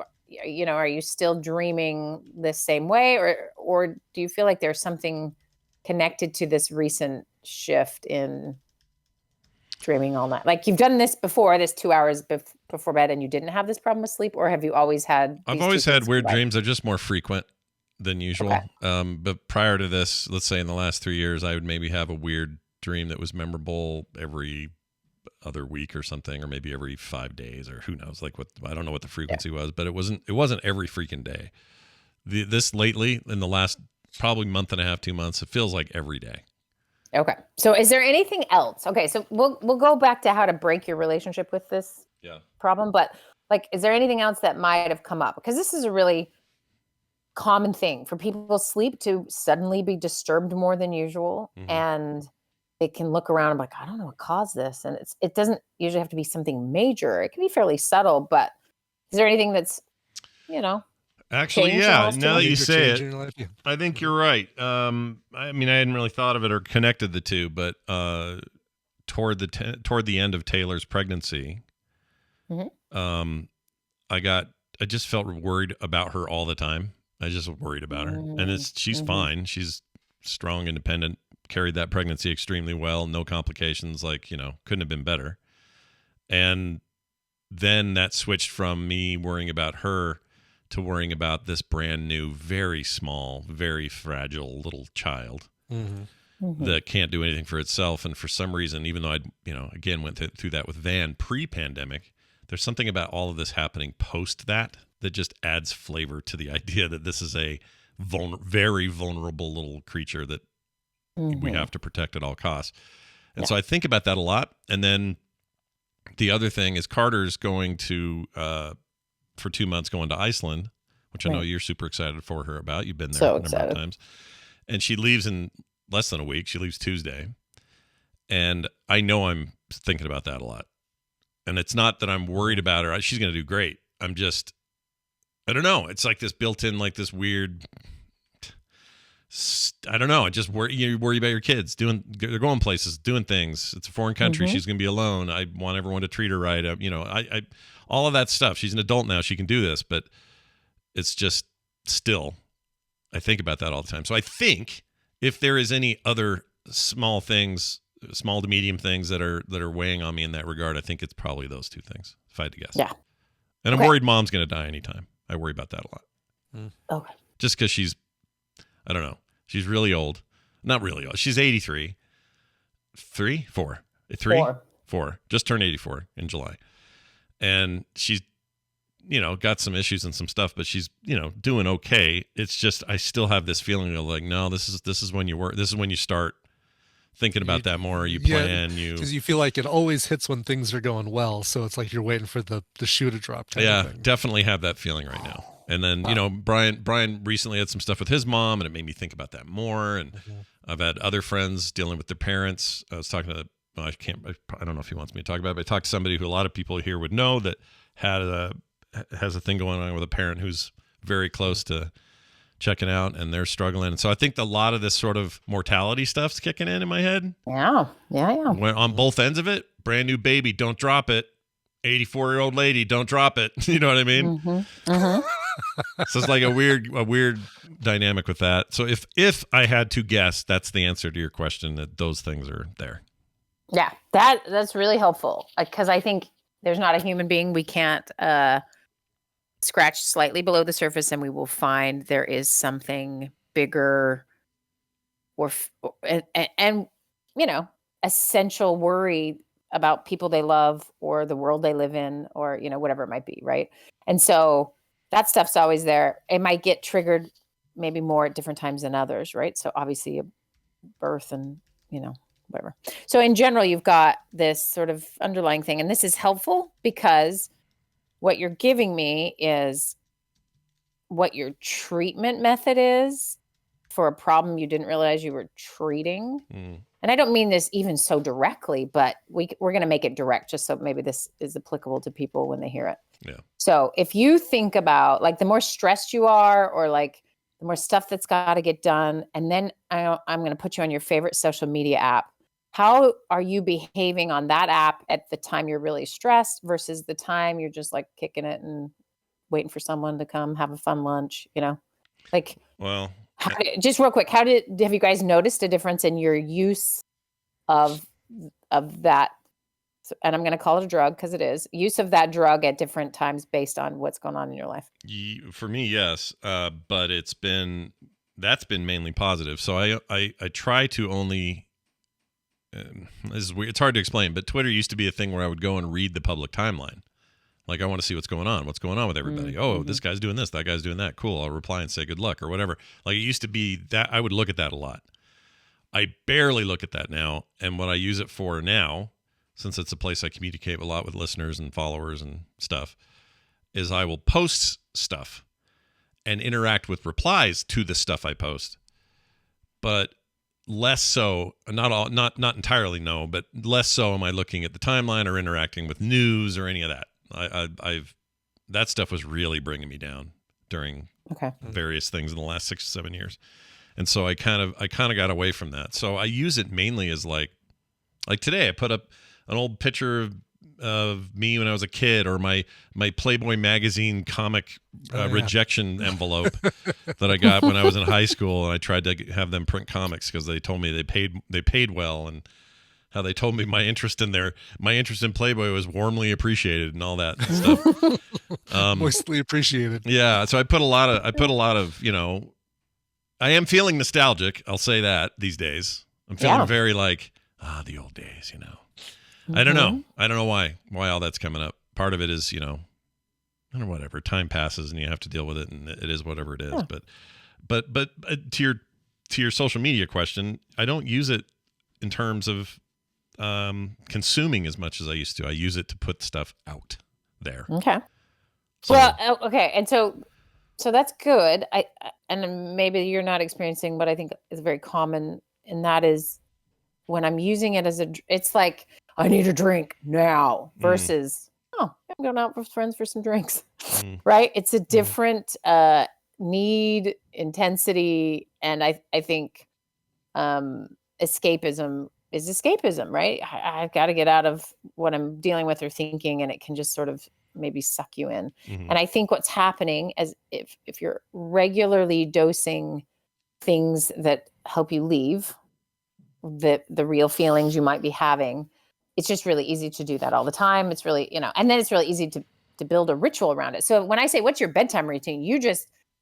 I think you pee, and then I think you brush your teeth, but nothing else there is necessary to going to sleep. Yeah. And being healthy on the other end. All the rest is a ritual you have created, and then have made it so deep that it does affect your sleep. It does wake you up. It does give your dreams the flavor and the color that happen, you know?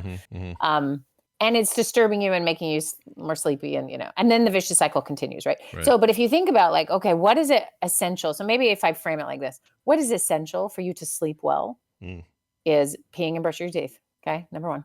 Can you tell my mother? Not at the same time, though, right? Not at the same time. Yeah. Okay. No, but my kid you're does really it good. Yeah, all the time. If you're really good. Like a, you know, you got to be a real multitasker. Yeah, I got to save time so I can get in bed for 2 hours with my phone. Sure. Okay. So anyway, been thinking of like, what are the essentials for you to feel good? Are going to be some basics. And then it might be that you're winding down differently. Like, and so I've been telling people to try this for a while now and having some pretty good results of figuring out how much time you want to sleep. Just throw it out there. Like for both of you, what is your best night's sleep hour wise, do you think? 7, 8 hours for me. Brian, 7 or 8 hours? Yeah. 7 is typical for me. Like I'll go to bed at 10:30 and then wake up at about 5:30. Okay. So this is what I want you guys both to try, and anyone listening who wants to fix their sleep a little bit is decide when you want to wake up. So let's say you want to wake up at 7 and then move backwards in hour-and-a-half increments until you get to about 7.5 or 8, you know, whatever the amount that you want. Yeah. And then that's the time you should try to go to sleep. Oh, okay? I understand. So move back your start time, not your finish time. Right. Yeah. Because what we do is we wake up in the middle of our hour-and-a-half sleep cycles when we're deep in sleep. That's when our alarm goes off or we have to get up. And you feel like you're being, I use the analogy of like scuba diving. It's like you've gone too deep and then someone's yanking you up, and it is not good for you. Right. Oh, because you do the bends or whatever that is. Yeah, totally. Yeah. I'm at the surface at 6:15 because that's my hour-and-a-half increment. Yeah. And I'm just an inch from waking up or coming out, right? And then you just feel more refreshed and normal, right? And so if you can get your hour-and-a-half increments coordinated, it can be really powerful. So that's 7 to 5:30, 5:30 to 3. Am I doing that wrong? 4. Yes, you know, until you get back. And then when you realize, okay, 7-8 hours looks like this time. So Scott, let's just make this up because I can't do the math right now. Let's say it's 11. Like you really should be asleep by 11. Yeah. Right? Yeah. That would be the optimal if I could just 11 and I'm out. That'd be great. Getting up at 7. Yeah. Go to bed at. Yeah. Yeah. And I'd like to do all of this without the help of any sort of supplements / medications, prescription. I don't want any of that. No. You don't want to. I mean, I don't think you want to supplement your melatonin because you want your body to produce it naturally. Absolutely. Exactly. Forget how to do it. Absolutely. So one thing that happens with so much blue light and right before falling asleep is that it delays the onset of melatonin being released. So that's why you will get you're more sleepy and stuff like later in the morning. Yeah. Than your natural release of melatonin that would have happened earlier, right? Yeah. And so let's just try. Can you just try this for a week and see what happens? Yeah, and we can talk about it next week. Absolutely. Okay. So I want you to do 1.5-hour increments. So somebody in the chat room, please do the math for me. If Scott wants to wake up at 7, what time should he go to bed with? If he wants 8 hours of sleep, then 11. 11 to 7. Okay, but we don't want 8 hours. We want 1.5-hour increments. Oh, we want. Oh, Does right. that make 8? So 3, 6. No, it should be 7.5 or 8.5. Right? Gotcha. 1.5 hours. So my brain wakes up. So wait, 1.5 hours, 3 hours, 4.5. Is that what you mean? Like yes. 1.5 hour increments? Okay, gotcha. So the closest would be either 6 or 8.5. I'm sorry, 7.5. Yeah. So 7. Let's say 7.5 hours. Let's say 7.5. See, 7.5. So that means 11:30. Yeah. 11:30. So Scott, do you want to wake up earlier or do you want to go to bed at 11:30? I want to. I'm fine. My brain wakes up at 7, whether I like it or not. Okay, great. So we'll just use that. Okay, great. So 7. So that means 11:30. Your head is on the pillow. You're falling asleep. Okay. At 11:30. All right. Okay. So now think of. You just described sort of 9:30 until midnight is you getting ready for bed and then just consuming. Yeah. That's the current. That's the current modus. That's the current mode, right? And so we just want to tweak from the 11:30 going backwards. And even this, so there's just 2 rules I want you to follow. One is the half hour before 11:30. So 11 o'clock. Yeah. That is peeing and brushing your teeth. Yep. Okay. Yep. 30 minutes. It's how long it takes certain men of a pee. certain That's age. a lot of pee. Yeah. So 11:30. Yeah. So 11 to 11:30, you are prepping for bed. And when you get in your bedroom and in your bed, nothing else happens. Sorry, Kimmo. Nothing else happens. Okay. Okay. All right. So you're falling asleep at 11:30. Yeah. And here's the other thing. You cannot get in bed before then. Okay. So no entry. This is a part that I secretly in the back of my head. My dogs are all losing it for some reason. I hear that. Oh my God. It's like the fire truck just go by or something. All it takes is one of them to start, and then they're all singing the song of their people for the next 10 minutes. It's so stupid. Anyway, Kim must have gone somewhere. But so the one sneaky suspicion I've always had is that that when I get in there, it needs to be get in, done. Like get in, sleep. Don't. Yeah. I know that that's the way. I know it. Like in my heart of hearts, I look at the bed as I'm about to enter it, and I go, I really just need to get in, put the head down, and go. But other voices in my head go, yeah, but Red Dead Redemption 2 ain't gonna play itself. You know what I mean? So I got to fire that up and get a couple missions done and help old. I forgot his name. Help Dutch get the team out into Haiti or whatever. It's at least I don't need to give these details, but the point is like I want to do that. So and because maybe it's because the rest of the day was so busy, I had no time for any of my fun stuff to do. I was all busy with work or whatever. So I've been like, well, I owe myself this. And there's a certain comfort when I get in there. It feels good. It's like I got this on my lap. I got a blanket on me. I'm warm. It's kind of cold out, so it's I have this moment. Probably the dopamine, where this all feels great. But I'll tell you what, at around midnight when I'm like, ugh, I need to go to bed, I got restless. You don't feel good. My legs are restless. I got kind of like tingly crap. My neck's kind of cricked wrong, so it kind of hurts. I can hear my heartbeat because my blood flow sucks, like the way I was laying or whatever, or the way I scrunched over time as I was doing this. Like I know it every time that it's not going great. And yet not every time, but a lot of times I'm like, yep, I'm doing that again. That's the hard bit, right? So I'm doing this for a week. This is where you just have to follow a rule, and you can play your game. You can do all those things. You just can't do them in bed. Just don't do them in bed. Go, play it on the couch. Get cozy on a couch. Right. Right. Right.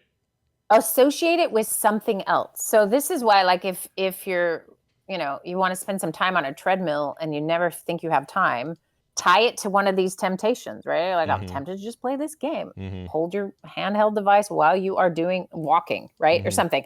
And then what you've done is now you're associating that game with walking. You just are firing some neurons together. And when the first time neurons fire together, they're like, ooh, that was interesting. And you have to build that. We do a lot of inadvertent building of neural networks, right? Just accidentally. We're not like choosing I'm going to just, like, I love popcorn. I'm going to sit down on my couch. I'm going to eat popcorn. Now I have associated popcorn with the couch and with whatever I'm doing, right? And so if you want to break those things, you've got to stop doing them so that the neurons can prune. But you can associate it to the ways, like being more sort of intentional about your design, right? So we are going to design your evening routine to optimize your sleep. So we do the 1.5 hour increments to get you the amount you want. You make some rules about what the bed is for. And you keep that. So your head is on the pillow, ready to go to sleep at 11:30. What you may find is that at 9:30, when you're normally feeling drowsy, and previously you just be like, brushing my teeth and going pee. Now I'm awake. Let's do this. And then now you're awake for another 1.5 hours, right? Yeah. So this 1.5 hour thing, once you start to realize it, you're going to see this happen over and over in your life. If you wake up in the night and can't get back to sleep, it's about 1.5 hours before you really will. Yeah, it's about Not right. Everyone's that way, but it can be if you're really fully awake. Yeah. Anyway, so if you could just do 1 week of this where you get ready for bed at 11, sleep by 11:30, and you can do whatever else you want. Just can't be in the bed beforehand. And then, follow the 1.5 hour thing and just see what happens. Okay. And then there's one last thing. And this covers the general, when we avoid grief, or when we avoid our fears, or when we don't know what to do with this stuff, and we use other methods to just not have to think about it. So existential dread generally, right? Yeah, that's what that sounds like. I can't stare down that void. I can't do this. So I'm going to do this instead, right? So it's understandable. And then maybe you don't know what to do with it. But take your specific examples of the fragility of this cute little baby and mom and you getting older and, all of those different things. What kind of thing or ritual could you put in your life that allows you to feel those feelings, write out those feelings, address those feelings, communicate about those feelings instead of avoiding them? I mean, like you've always said, facing them is way better, right? Like if you're, I don't know, like this stuff with mom, the way I should deal with it isn't to go, oh, I need something to take my mind off of it. What I should do is lean into checking in on her. How you doing, mom? Anything you need? We're coming by Sunday. And actually know where we're at instead of fearing where we're headed. So that would be the thing to do there. This is the worst part about all this is I know exactly what to do. Right. I just still avoid it, But so there's the avoidance that is because it feels hard. It's way easier than it is, than you fear it is. That's always true. But then your time can be filled so quickly by dopamine delivery that you just run out of time to do the other thing, right? You can see where that balance can get pretty off. Yeah. Okay, so here's how you're going to manage this. You ready? Go. I'm making you do stuff this week. Okay.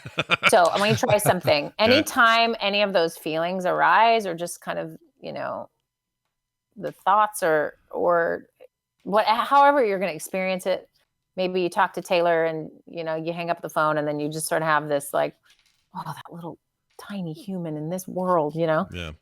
Try something. I want you to either write about it, draw it, say it out loud to Kim, find a way to rather than it goes in, it goes out.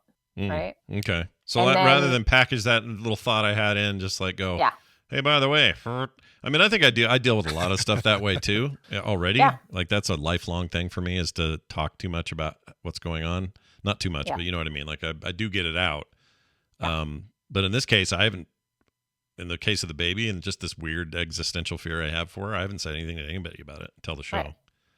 So and not everything has to be spoken out loud for it to be effective, right? Sometimes just writing it out, how amazing it would be to read your grandfather's letter he wrote when you were born to her, about sorry, this world's so screwed up, or whatever it is, right? Like find a way to create, and this is a motto everyone should just adopt, is we should create before we consume. So when you talk about your Twitter switch, that really is creating before consuming. Yeah. And you feel better, right? I do. But that's been a huge improvement for me. Like that was it was hard though. It took me, I don't know, probably a week of just kind of pounding away at it and reminding myself, no, you don't want to read the timeline. You want to create more than you consume. Mm-hmm. Right. And right. And so if you think about it, even just in structure, so I'm using the word ritualize or plan or think through, like some of us that does not come naturally for. It does not come naturally for me, but it really is the only way. If it's not planned or it's not structured or designed for your success, it will backfire and you will go back to whatever neural pathways you've already created. And so undoing that is hard, right? So having the notebook next to your bed is a great idea. Pen, paper, the old-fashioned way. Okay. Yeah. You can do that. Get an old typewriter. I think we still have some of that around here somewhere.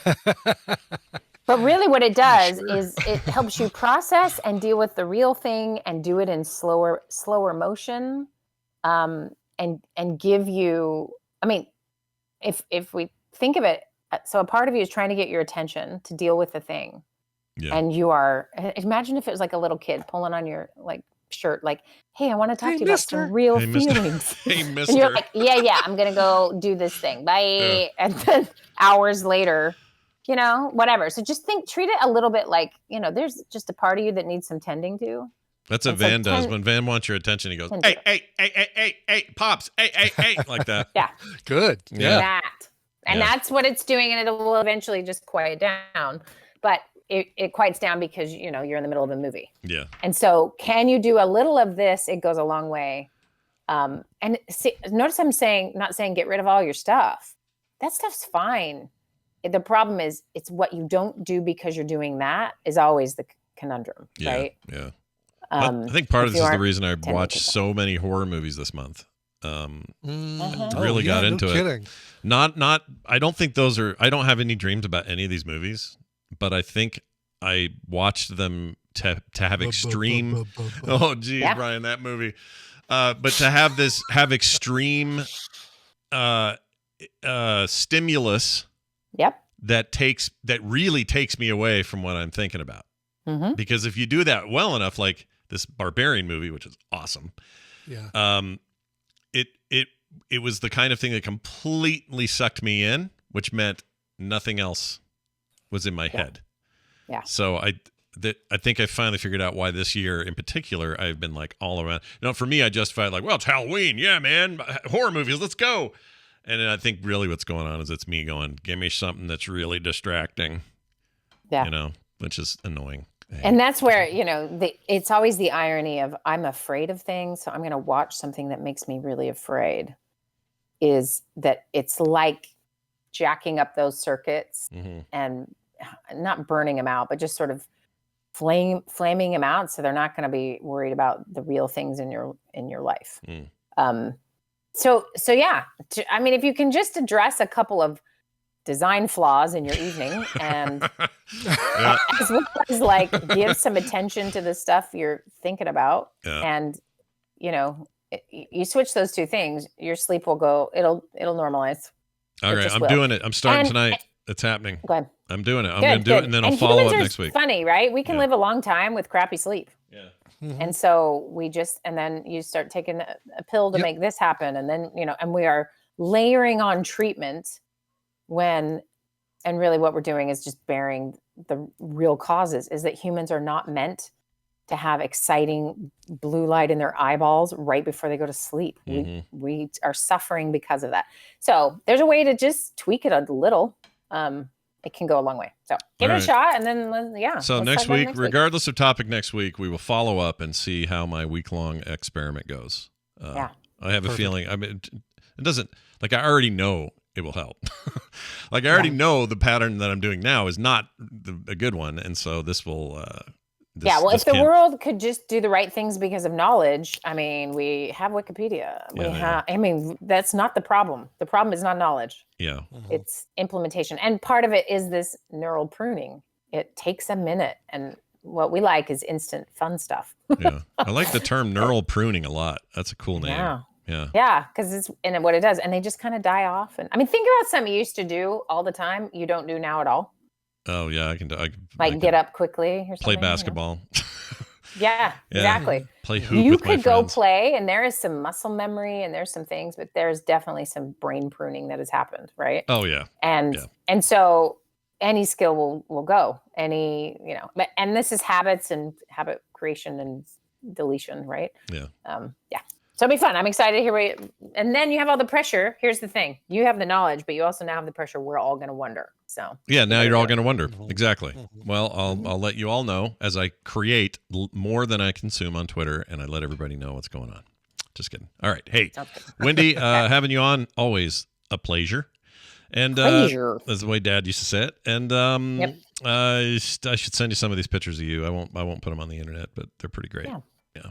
I think you might. Did everyone notice Scott is requiring consent for posting something of me? I'm really happy about this. Oh yeah, no. Yes. If I've learned anything, having 2 daughters and 1 son who all get annoyed with me just assuming everybody wants to see my kids doing things, you learn from that because they're good, okay. And also, the hair. And the hair. I'll check it out. Yeah, I'll send it to you, and then you can make that decision because it's yours to make, right? Okay. It's your image. That's what I've learned. Thank you. Wendi, have a great week. We will see you next time right here on TMS. We'll see you later. All right. Bye-bye. See you. Bye now. Bye. Well, she left before I could remove her. I don't like that. No, sir, I don't. Okay, well, that brings us to the end of the show today. I got a couple of quick things. These are texts, Brian, that we received.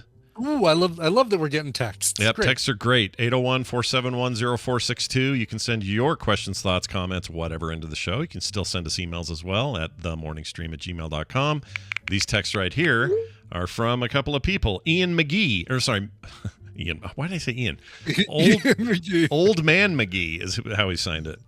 Maybe he's Old Man Ian McGee. We don't know his first name from this. This sounds like a Billy Joel song, doesn't it? Old Man Ian McGee. Yeah.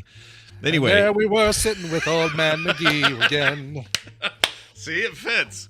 It does, yes. It fits. Hey, spinach and butterhead lettuce. Is that an actual lettuce? It must be.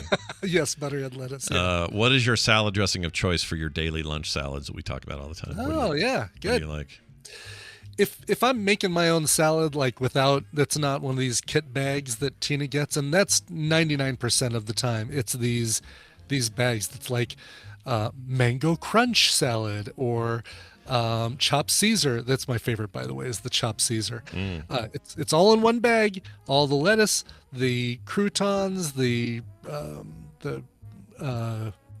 crushed black pepper, the dressing, all of it in one bag. You just go shake them, combine everything, and you still have to cut everything open, put it in a bowl, and mix it up. Right.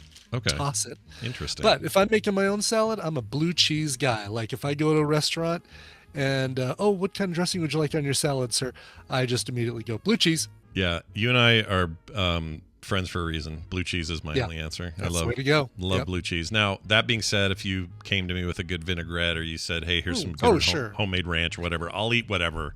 But listen, if I'm having an Italian salad, I want Italian dressing on it because the pepperoncinis, and I'm the guy who takes the pepperoncini and I bite the end off of it, but I keep it upright, and then I dump the spicy pepperoncini inner juices on the salad. That's how you should. You're absolutely right to be doing it. I forget to do that, but that's the right answer. Yeah, I'm with you. Blue cheese when possible. Always good. Here's another one about your fried not chicken. Yeah. So recap. Went to a vegan restaurant with Tadpool or Stephanie last week, and I had banh mi tacos with chicken with quotation marks around it. Maybe Stephanie gave you the flu. Could be. Just kidding, Steph. I'm sure you're fine. Yeah, she's fine. She was asymptomatic. Anyway, right, yes. Says, I'm not sure a place needs to tell you anything about the oil they use unless you ask, and I speak from some experience. I'm sure a vegan place would need to use plant oil or worry about false advertising, but most fast food places don't care at all about cross-contamination in fryers. That's been my experience as well. That's why there's always an onion ring in my fried thing. freaking hate that. Yeah. When I was a kid, that would be a treat. It's like, oh, an onion ring. Right. Ended up Oh, in here. for sure. Like getting a little, it's like a prize at the bottom of the Cracker Jack box. Exactly. But now I'm like, dude, do your job. Anyway, it says, I used to work at a Burger King. For our Jewish and Muslim customers, we would always order the chicken. Who would always order the chicken or fish. Boy, did you go off the rails with that. Yeah, I screwed that up. Okay, our Jewish and Muslim customers would always order the chicken or fish because they can't eat the pork, right? They got that one shared thing about the pork. But the chicken, you know what? Find some common ground, Jews and Muslims. Get in there about you both don't eat the pork. Get in there and make friends. Anyway, But the chicken and fish are fried in the same exact fryer used for breakfast sausage, and that oil was only filtered every 2 days, give or take. Never mind being replaced. They made no effort to mention that, and this dirty little secret always made me mad on their behalf. Mike B. from the real New York, the one with the actual nature, he says. That's an interesting take. I hadn't. Oh, for sure. Of. Like because it's like, wait, you fried this in the same thing that you fried the breakfast sausage? Mm-hmm. So, back in my naive days, Scott, years and years and years ago, 2015, we had 16, something like that. Just kidding. Exactly. We had a friend of ours and her boyfriend come over. Boyfriend at the time. Now they're married, and he also invited his sister, who is a fire dancer, to join them. And that's when they spin around the batons of fire and eat it. Spin and around blow the batons it. that are all on fire. She did it in our backyard, and it was like, that's really cool. And when are you gonna get a real job? No, just kidding. Sure. But she was vegetarian or vegan, one of the two. And we were grilling burgers, and she brought her own vegan burger to put on the grill. Okay. And I made the mistake of using the same spatula to turn our burgers that I used to turn her burger as well. And that turned into an issue. As the burger turns, was she upset? She was upset. She didn't eat her burger that she brought, her vegan or vegetarian burger, because of that. And I was like, oh God, I'm sorry about that. I didn't even think about that. Yeah. Yeah. And Fleming, it's on the same grill that I've used to cook a bunch of burgers. That did come into play as well. Well, what did she didn't expect you to have another grill. She's probably wanted you to wipe it off. She wanted me just to scrub and make sure that the spot that I was cooking her veggie burger on was clean from any previous animal fats that might have been on it. I feel like it should have been maybe a little bit on her to bring the tools she wanted used. In other words, been really A, super clear about it. And B, maybe bring a spatula. It's like, so I know that you guys are going to do this, because you know what I mean? I feel like I'm not saying she's wrong to want her vegan thing the way she wants it. Bring my special vegetarian spatula. But it was so, it makes sense. I get it. But boy, was it an issue. And let me tell you, the fire dancing, thank goodness she did it before dinner, because I would have been involved in the show had she done it afterwards. Oh, she'd have burned you for sure, man. She'd have burned me. Plus, she'd burned, no pun intended, all those calories, and she needed to eat. I get it. I've had my own run-in with a couple of those situations before, but nothing quite like that. We had a guy who was vegetarian, and he was okay with eggs because I don't know why. They just made an exception for eggs. But we cooked his eggs in bacon grease. Oh, yeah. Which is really good when you're camping. It's amazing. Oh, super good. Like camping or even not camping, that's great. But he was so mad. So pissed.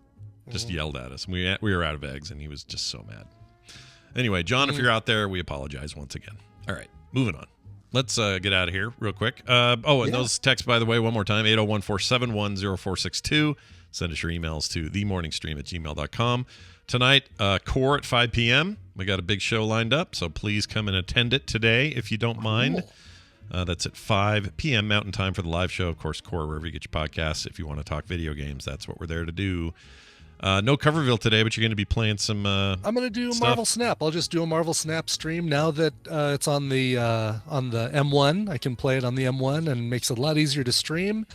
So I'll do an hour and a half of playing some decks and talking about the synergy of the cards I've got in these decks, what makes them work, and answer questions. I'll just be in the chat talking. Well, I'll be talking I'll be watching your questions in the chat. That's the way it's going to work. You'll ask me your questions in chat. I'll respond.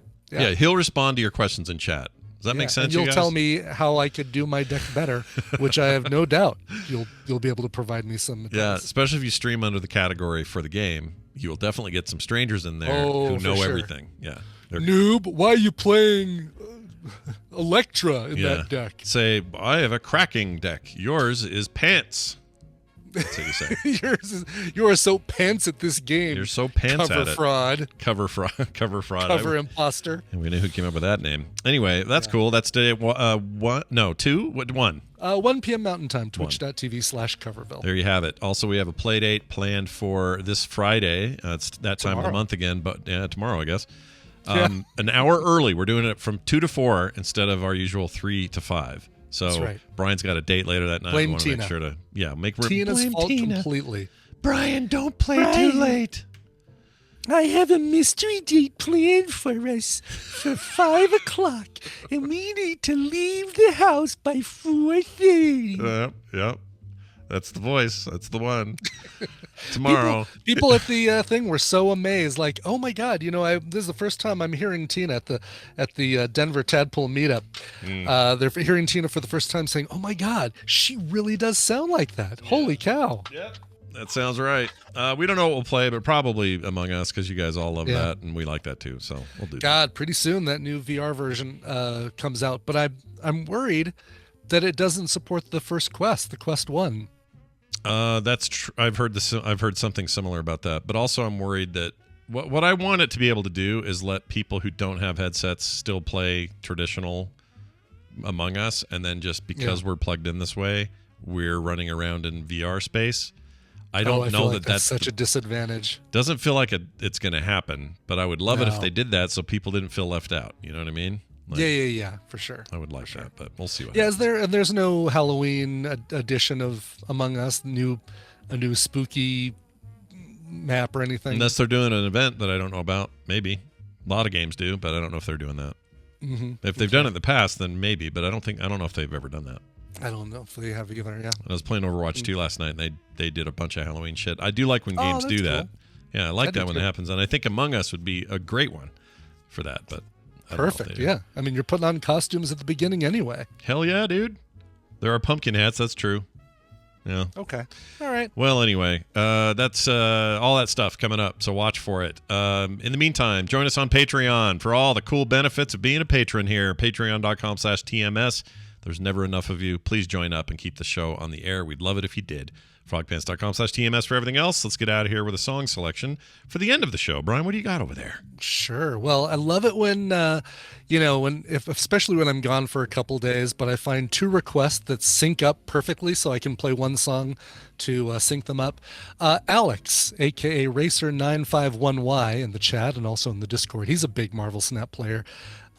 Says, hey, Space Wolf and Blood Angel, I turned 40 on the 21st, and I've had a love for surf music since I was a kid. So any cover of or by a surf music band would be great.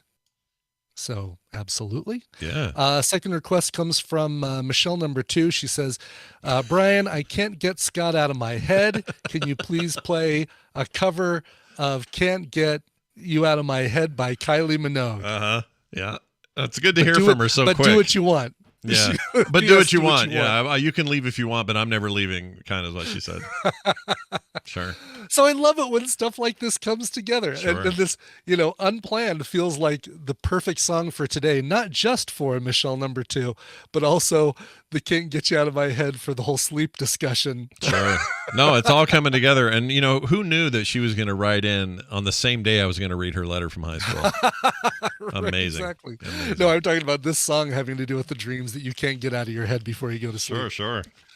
Anyway, all right, let's play a cover of Can't Get You Out of My Head, of course, originally by Kylie Minogue.